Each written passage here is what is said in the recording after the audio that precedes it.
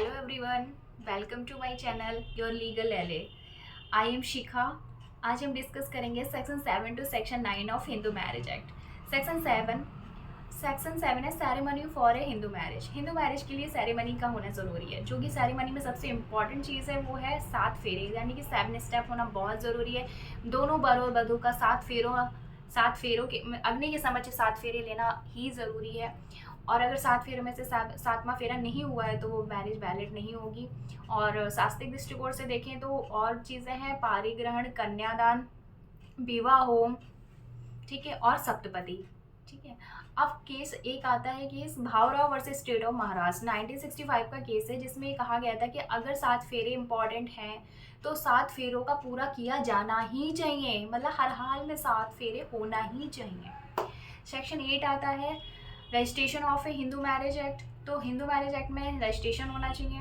तो हर कोई भी कपल है हिंदू है तो उसका रजिस्ट्रेशन होना चाहिए.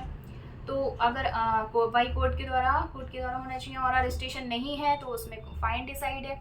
सेक्शन 9 की बात करें तो सेक्शन 9 है restitution of conjugal rights. Restitution of conjugal rights जो है वो उसका मीन्स क्या होता है, यानी कि दाम्पत्य अधिकारों का पुनर्स्थापन.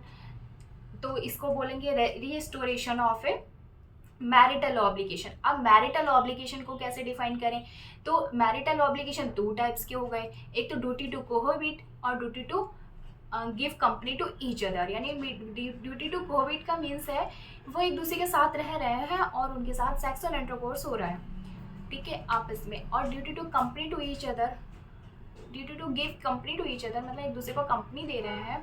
और जो मैरिटल ऑब्लिगेशंस होते हैं या जो भी ड्यूटीज़ होती हैं उनको वो फुलफिल करना है. ठीक है, मैरिटल ऑब्लिगेशंस हो गया.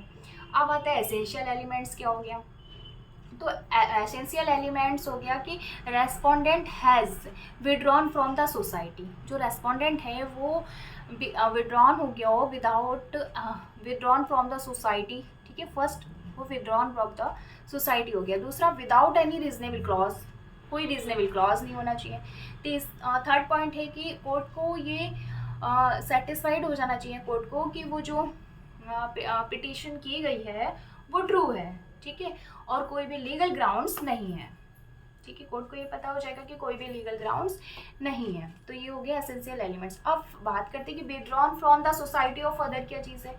Withdrawn from the society of other की बात करें तो इसमें आता है मैरिटल ऑब्लिगेशंस. ठीक है, मैरिटल ऑब्लिगेशंस या फिर कंजुगल ड्यूटी होती हैं.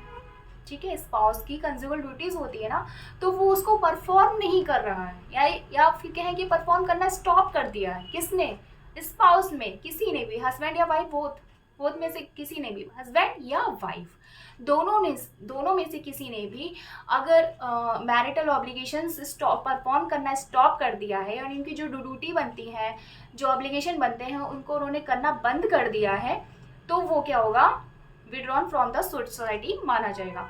दूसरा there is an element of desertion. तो और दूसरा क्या है, डिजर्शन होगा एलिमेंट. अब डिजर्शन क्या हो गया, डिजर्शन 2 टाइप्स का हो गया. एक एक्चुअल डिजर्शन और दूसरा कंस्ट्रक्टिव डिजर्शन. एक्चुअल डिजर्शन क्या होता है, एक्चुअल डिजर्शन क्या होता है कि हस्बैंड वाइफ दोनों एक दूसरे से अलग रह रहे हैं, फिजिकल अलग रह रहे हैं वो एक दूसरे से. ठीक है, वो एक दूसरे के साथ नहीं रह रहे हैं, वो एक दूसरे से फिजिकल अलग रह रहे हैं.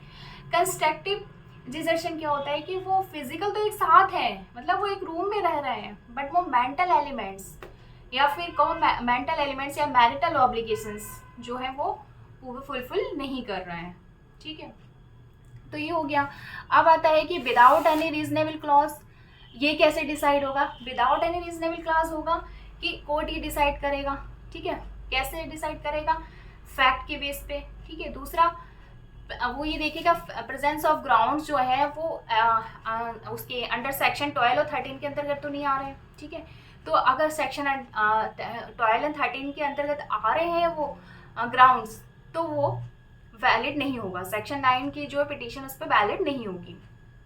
अब आता है कि इसमें केस है सरोज रानी वर्सेस सुदर्शन कुमार. सरोज रानी वर्सेस सुदर्शन कुमार 1965 का जो केस है उसमें ये कहा गया है कि जो सेक्शन 5 है वो सेक्शन 9 है जो हिंदू मैरिज एक्ट का, रेस्टिट्यूशन ऑफ कंजुगल राइट्स, वो कॉन्स्टिट्यूशन का आर्टिकल 14 और आर्टिकल 21 का वायलेशन नहीं करती है.